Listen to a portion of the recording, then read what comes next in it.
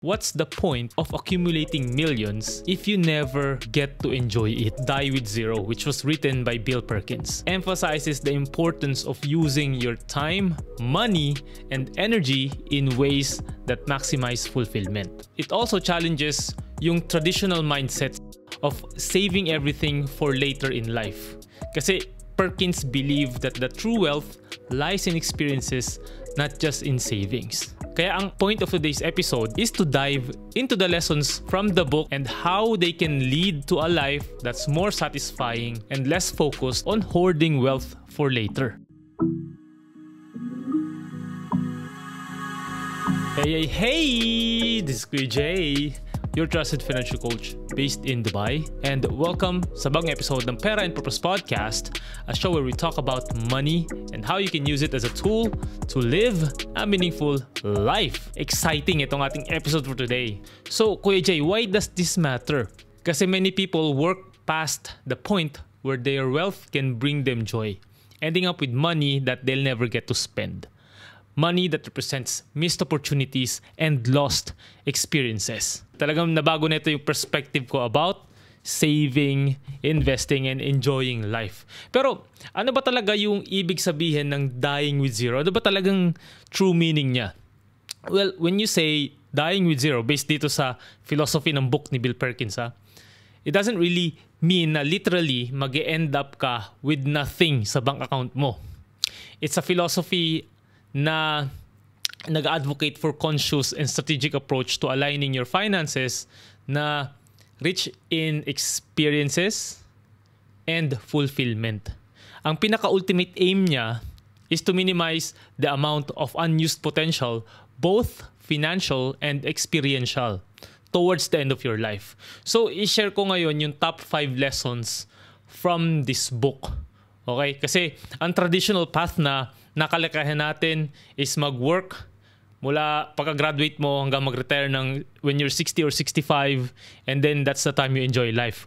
Which I think is hindi na totoo. Hindi na ganun ang traditional na retirement or traditional na path ng mga modern day workers. Hindi lang millennials but also yung mga Gen Z. So I firmly believe na hindi na ganito dapat yung mindset natin.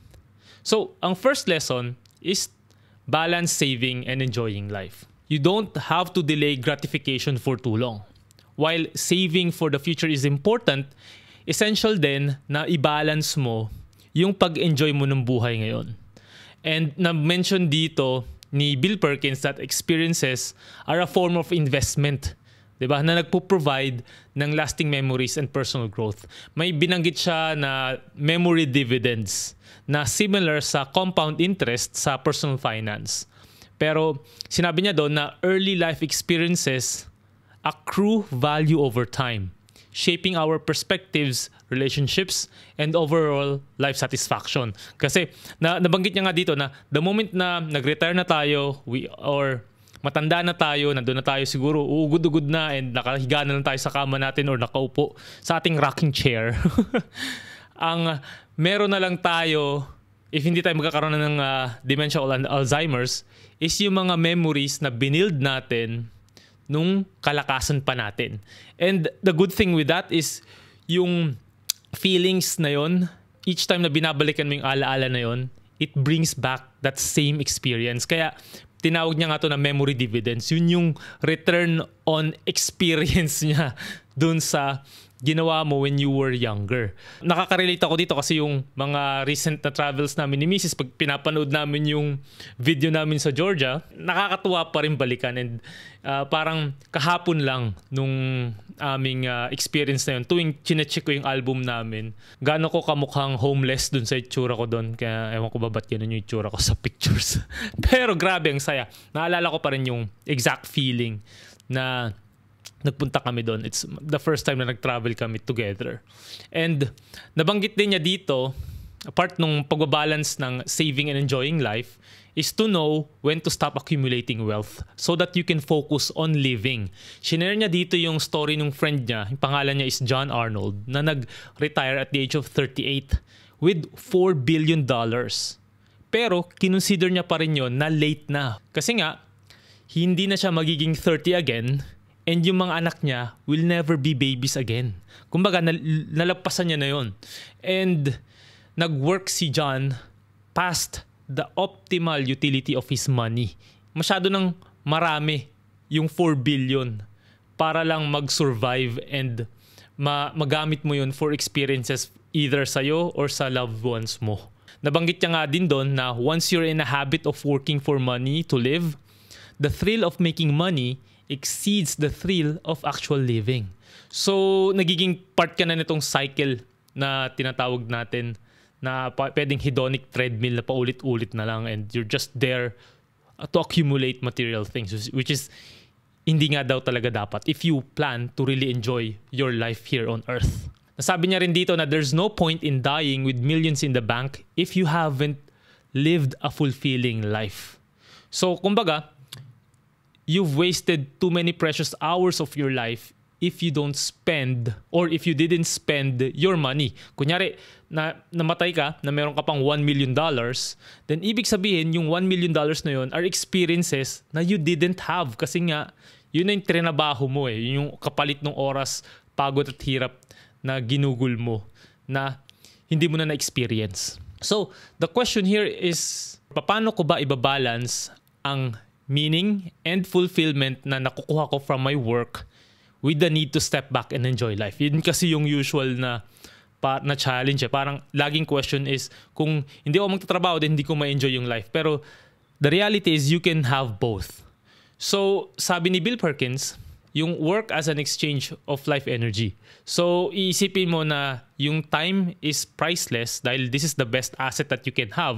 Time is more important than money, ka nga, right? And dapat malaman mo yung hourly rate mo para malaman mo if worth it pa ba yung high-paying job na meron ka right now or kumakain to masyado ng oras mo. Kasama na doon yung commute, okay? Kasi nga, pwedeng may iba sa atin na matataas nga yung sweldo, kaya lang, it takes so much of your time. Pwedeng it also takes so much of your resources. Kailangan mo rin bumili ng mga magagarang damit or any tools that you would require para mag-perform ka at your best sa iyong career. So, tingnan mo if talaga bang worth it siya for you. And may share siya na ilang mga practical tips for better work-life balance. Nandito na yung following your passion, using time buckets, which I'll be explaining later on. You can also reduce your working hours para magkaroon ka pa na mas maraming oras for other meaningful experiences. And since you are paid high sa iyong career, then you can outsource yung mga chores na hindi mo na kailangan gawin to help you save time and enjoy other things to do.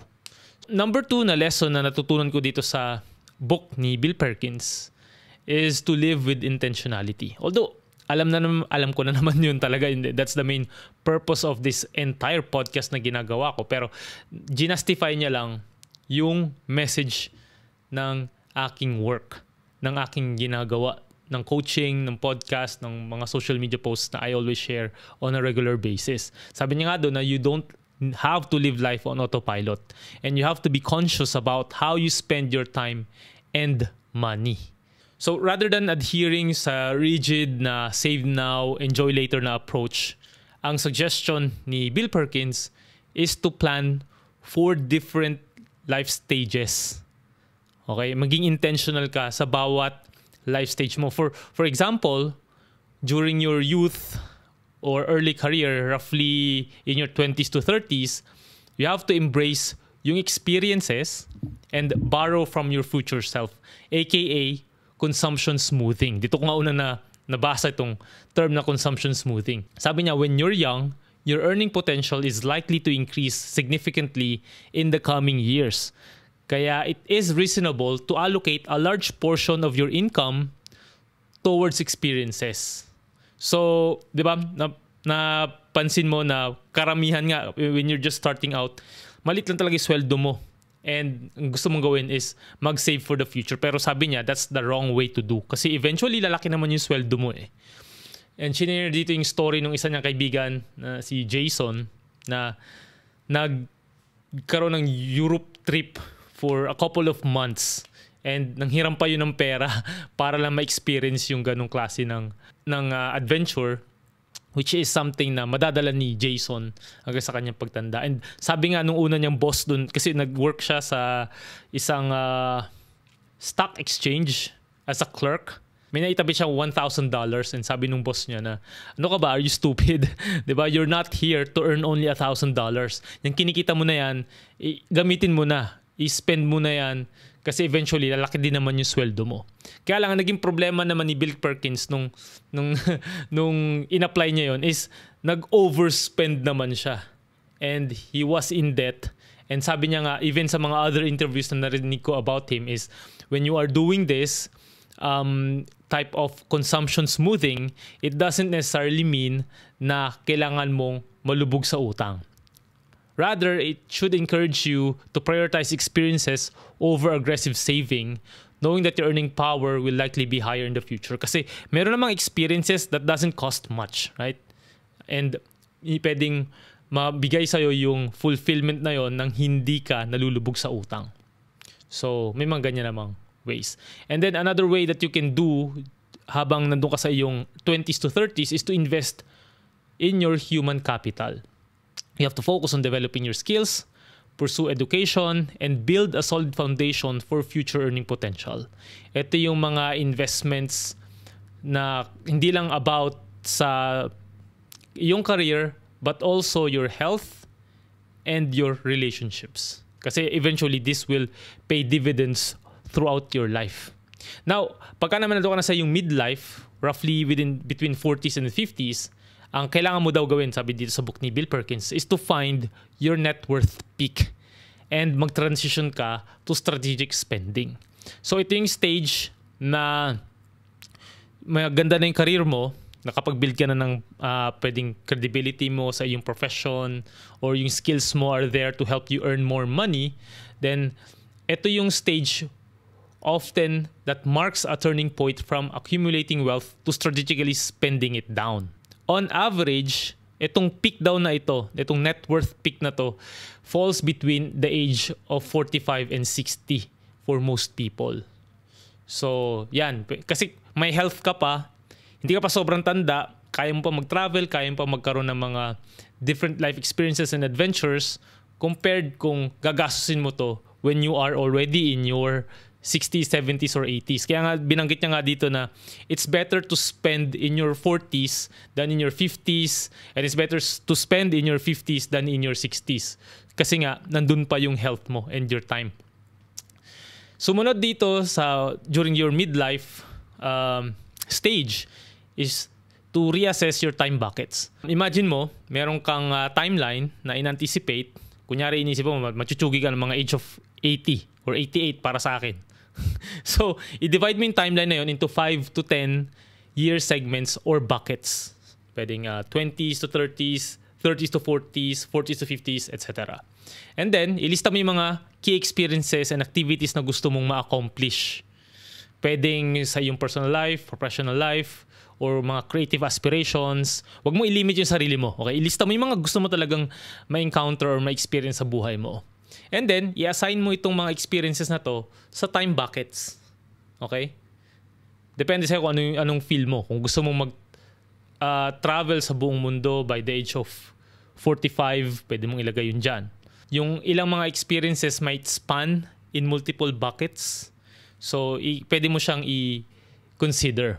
Tapos, i-check mo rin yung kanyang financial implications. I-estimate mo yung resources required for each experience para at least alam mo kung magkano yung gagastusin mo and hindi ka nga malubog sa utang para lang magawa yun, right? And of course, regularly mong i-review and i-revise kasi nagbabago rin ang perspective mo habang tumatanda ka. Kaya yung time buckets mo as well or yung experiences mo between those different time buckets might also change. So if plan mo na magkaanak or magka-family in your 30s, like what most people are doing right now, then ilagay mo yun sa yung time buckets.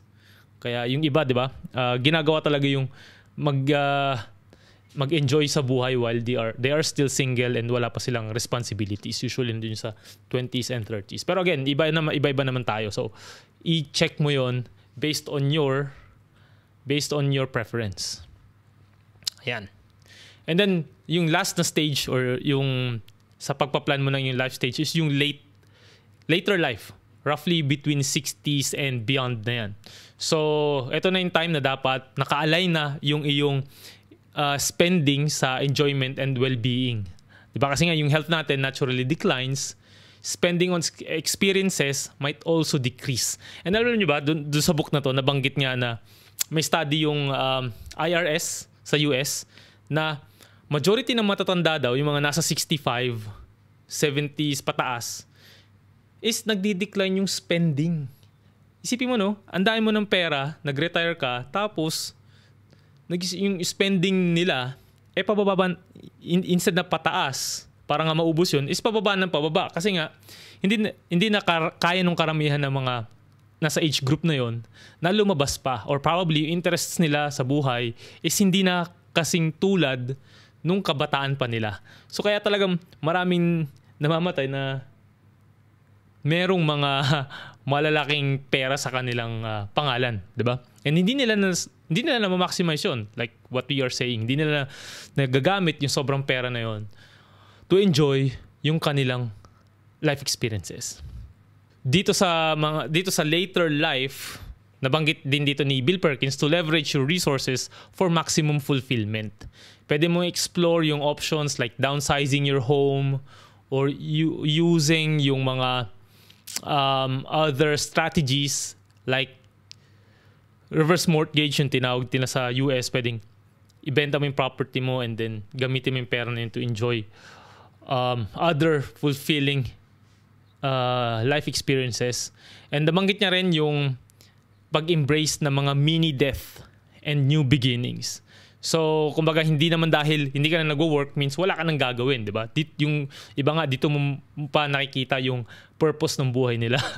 Nung time na totally wala na silang work, nung hindi na sila active sa kanilang corporate life. Kasi meron pa rin opportunities for growth and new beginnings during this stage. Nandyan nga yan sa book ng Ikigai na nabanggit doon na may ilan mga nag-retire sa Japan na when they reach the age of 60s and above, doon pa nila mas na feel na maging mas alive sa ginagawa nila. Nagkaroon sila ng time sa kanilang creativity, sa kanilang community, and sa other curiosities nila sa buhay. Kaya maganda na you have these mini deaths if nandiyan ka na sa stage na yan. Which is tayo siguro, most of us who's listening sa podcast na to, malayo pa. No? Pero right now, nagkakaroon ka na ng idea of how you can probably see your life in the future. Ngayon, yung third lesson that I've learned dito sa Die with Zero is you have to take more risks while you're young. Diba? So kanina pinag-usapan natin yung life stages. Now, balik tayo dito sa taking risks and balik tayo sa pagiging bata uli. No? Kasi nga, when you take big risks early in life, not later, or when you are young, you have more time to recover from setbacks. O diba? Kung hindi man maging maganda yung decision mo, kaya mo pa rin bumawi. You still have the energy. Okay? Probably not the money, pero you have the energy to recoup your potential losses if hindi man yun mag-succeed. But again, ito mga experiences na to are still part of your memory dividends pagtanda mo. Kaya taking risks earlier in life is really a good decision kasi wala ka pa masyadong mga commitments. Pwedeng kung maayos yung finances mo, hindi ka lubog sa utang, and you can take risks or calculated risks that will help you succeed kung ano man itong gusto mong gawin. You have to use iyong younger years to explore yung mga bold opportunities mo and dreams. I remember nung before I turned 30, or parang pa-30 na ako, nung transition ako ng career ko. And I know it was a risk kasi wala akong skill set, wala akong training para sa financial service industry. All I had was the desire to really promote financial literacy and find a career that aligns with that. Thank you talaga dun sa purpose-driven life na book na yan. Dahil yun yung nagbigay sa akin ng clarity for that decision nung ako ay in my early 30s. But nung time na yon, I made sure na meron akong savings to help me survive for the next 3 months. Ang inisip ko na nga lang talaga is, siguro kung hindi ako mag-succeed dito sa gagawin kong jump ng career, okay lang. Bata pa naman ako and I can still go back to my cubicle job, ika nga. And Thank God hindi na ako bumalik. I was able to find some ways, and some people helped me para mag-succeed dun sa chosen path ko. And the important question here is eto, how can I take risks while I'm young without jeopardizing my future? Ito talaga ang isa sa mga important questions na kailangan nating itanong sa sarili natin.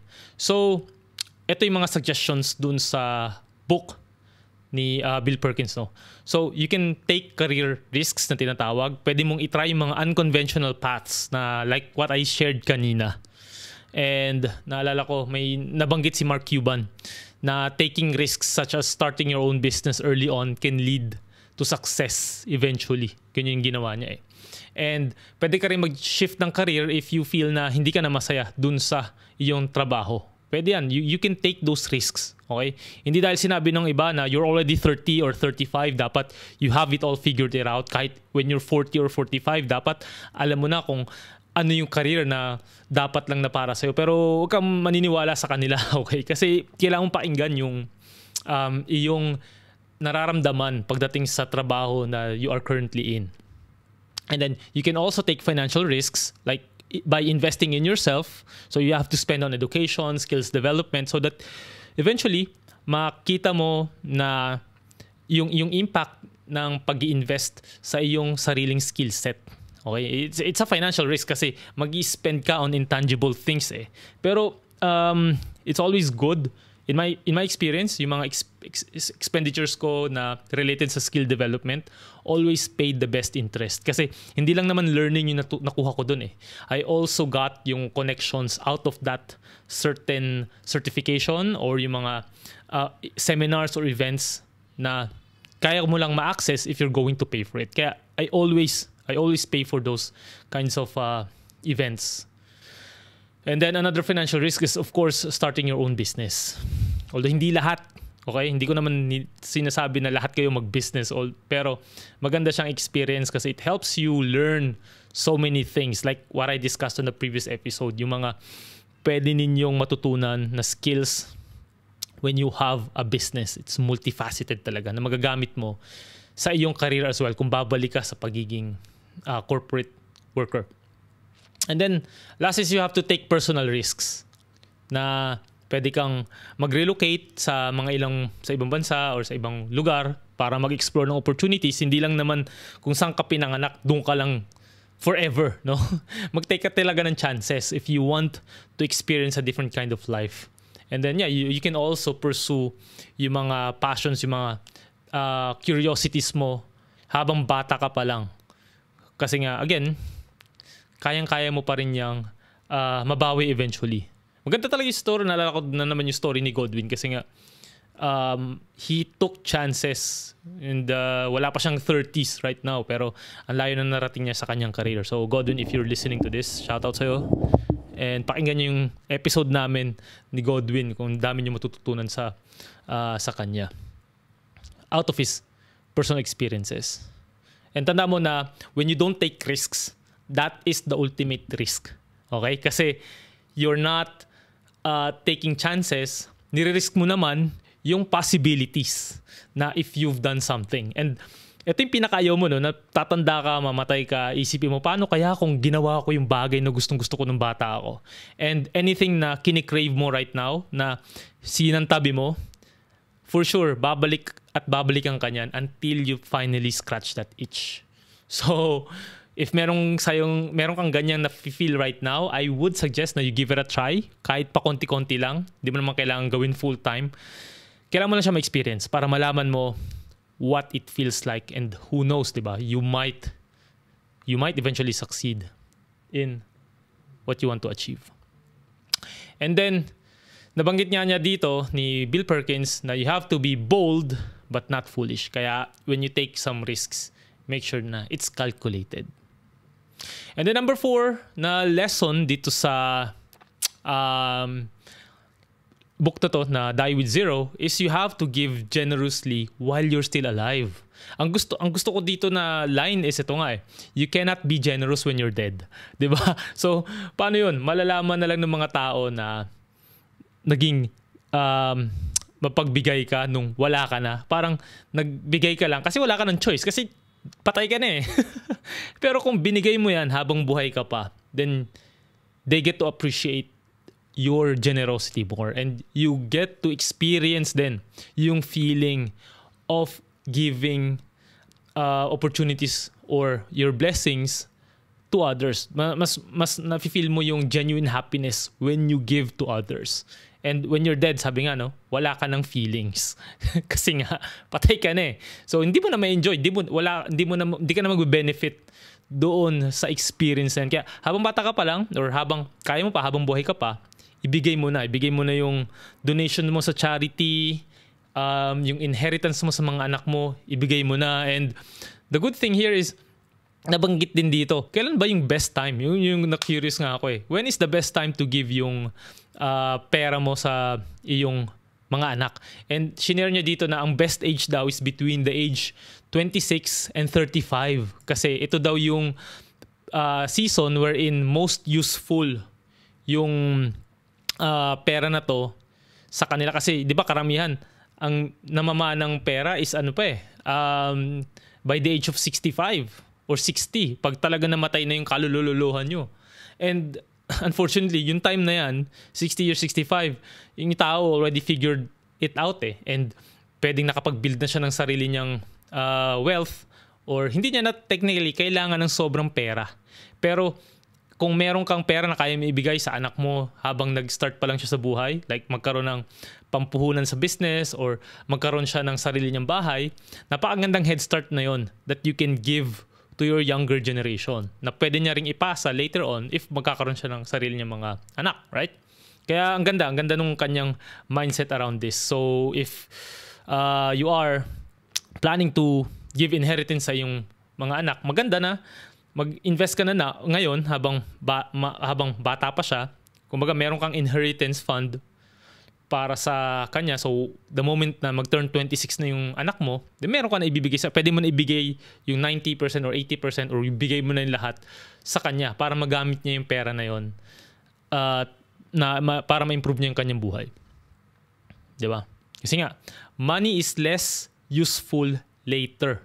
Kaya if yung mga charity na pagbibigyan mo, magagamit nila yan ngayon. Hindi yung pagka namatay ka pa. Diba? Malay mo pag namatay ka na, wala na yung charity na gusto mong tulungan. So, kung tumulong ka nung 20 years ago, then baka until today, buhay pa yung charity and na-solve nila yung problem na ikaw mismo gusto mo ring isolve through their work. So, maganda na you give it as soon as possible. Yung panglimang lesson dito sa book na to, which is really important din sa akin when it comes to personal finance, is to manage unpredictability in lifespan and health during old age. So, parang risk management pa rin ito, and it's always important sa akin kasi alam naman natin hindi na tayo magiging kasing lakas kung ano man tayo right now. Kaya anything na ang concern mo is paano naman ako magda-die with zero if ma-outlive ko yung savings ko. Yun yung pinaka-problema ng mga retirees, right? Pwedeng, nag-splurge nga ako or nag-enjoy nga ako sa buhay nung kabataan ko. Tapos nagtabi din naman ako for my retirement. Unfortunately, humaba yung buhay ko. And kinapos na ako ng pera. Yun yung pinaka-problema ng mga retirees if they ever outlive their savings. So, ang solusyon ni Bill Perkins dito is number 1 is you have to use yung mga life expectancy calculators. Meron siya mga shinare na mga online calculators and yung parang actuarian calculators. And meron din siya shinare na living to 100 na calculator. So, sa akin, ang tindi. Nagkaroon ako ginamit ko yung calculator na yon and nalaman ko na based sa aking lifestyle, sa aking race, sa aking ginagawa the way I drive, pwede daw ako mabuhay hanggang age 88. So gumawa ako ng countdown. Ito, kung makikita ninyo itong itong cellphone ko, sinishare ko ngayon. Meron pa ako 18,555 days para mabuhay. And maganda na meron akong ganitong countdown kasi it helps me stay motivated sa aking mga gustong gawin every day. It's such a great reminder na ang oras ko is limited and I wanna use my time para sa mga meaningful activities. 'Di ba? So parang yung isa sa mga quote ni Steve Jobs, 'di ba? Na yung bang bagay na gusto mong gawin ngayon is gagawin mo pa rin if alam mo na mamamatay ka na bukas. So doon pa lang na-filter out ko yung mga activities na dapat kong gawin every day. Kaya for me, death is my ultimate motivator eh. Some people hate it na why are you talking about death, 'di ba? It's such a bad thing, it's such a sad experience. Pero actually hindi eh. Death will help you think thoroughly kung paano mo gustong gamitin ang buhay mo. And once you know na mamamatay ka na in the next few days or years or months, dun mo ayusin yung buhay mo. Kasi you want to make an impact sa mga tao na nakapaligid sa'yo. And yeah, death is such one of my best motivators sa buhay. So, for you to manage pa itong longevity risk, minention niya dito na you can consider yung annuities. Although annuities is a financial product na hindi naging maganda ang returns based on historical returns. Kaya lang it will give you this parang insurance na pag nagbigay ka ng, nag-save ka ng lump sum money ngayon, magagamit mo tong pera na to na fixed amount every month hanggang sa mamatay ka. Para siyang pension na ikaw yung nag-fund. Kaya lang, yun nga, hindi ganun kalaki returns niya. Kumbaga, may fixed amount lang siya. Kunyari, kung magtabi ka ng $500,000 man yan. Ngayon. So when you reach 60, hanggang matsugi ka, meron ka kunyari na $5,000 a month para ma-sustain niya yung lifestyle. So ano lang yun random numbers yun kasi hindi ako fan ng annuities. Pero you can consider it if it's something na para sa'yo. Kasi nga ako, I would rather fund my investment by myself. Hindi ako bibili ng mga financial products na ganyan. And also, i-plan mo rin yung pag-decline ng health mo. Kasi kung hindi, then mamaya maubos yung pera mo sa paggastos mo sa medical bills. Maganda rin na if nakatira ka sa isang country or lugar na nag-o-offer ng long-term care insurance, magandang kunin yon para pagka iba pa to sa medical insurance and sa critical illness and life insurance. Long-term care is pagka yung kailangan mo na ng mga nagbabantay sa'yo na nurses on a regular basis. Kunyari, nagkaroon ka ng Alzheimer or other age-related conditions or like dementia or talagang kailangan mo ng hospice treatment, then maganda na meron kang long-term care insurance para yun yung mag-cover na expenses mo. And lastly, para dito is you have to focus on what you can control pagdating sa mga unpredictable events concerning your lifespan and health. Kaya you really have to be proactive pagdating sa gantong klase ng situations. Diba? So, yun lang ang mga lessons that I've learned dito sa book na to. And I really wish na you try to get a copy of this. Pili ka sa Amazon o kung saan man. Kasi I'm sure marami pa akong hindi na-tackle dito. And yung mga shinare ko sa inyo is based on my personal experience. Pwedeng iba yung pagkakaintindi nyo sa book and iba yung takeaways nyo. Kaya I always encourage na wag lang kayong mag-rely sa mga book summaries or sa mga information from others. Kasi iba pa rin yung pag-absorb natin ng information sa isa't isa. Okay? So, a quick recap lang about the things that I've discussed. Dying with Zero isn't about spending recklessly. It's about using your resources wisely para magkaroon ka ng isang fulfilling na buhay. The key is intentional spending on experiences that bring joy and making sure you don't leave your wealth unused when you pass. And the earlier na you can shift your mindset from hoarding wealth to creating a fulfilling life, the better. Kaya it's really an important thing na we try our best to die with zero kasi nga this kind of philosophy or mindset asks us to reconsider the ultimate purpose of money. Not as an end, but as a tool for living life to its fullest.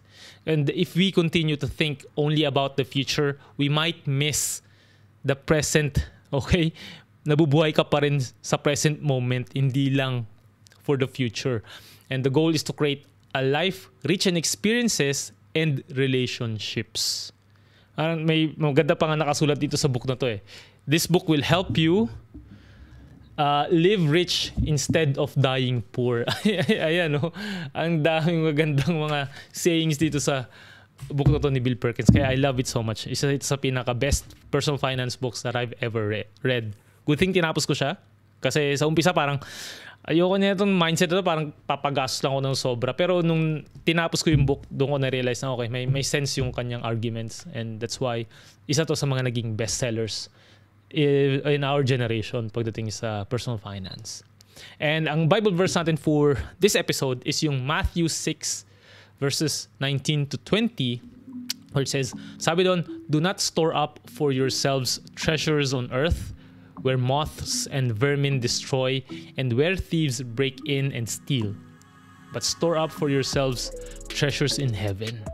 Diba? So this reminds us that life is not about accumulating wealth alone, okay?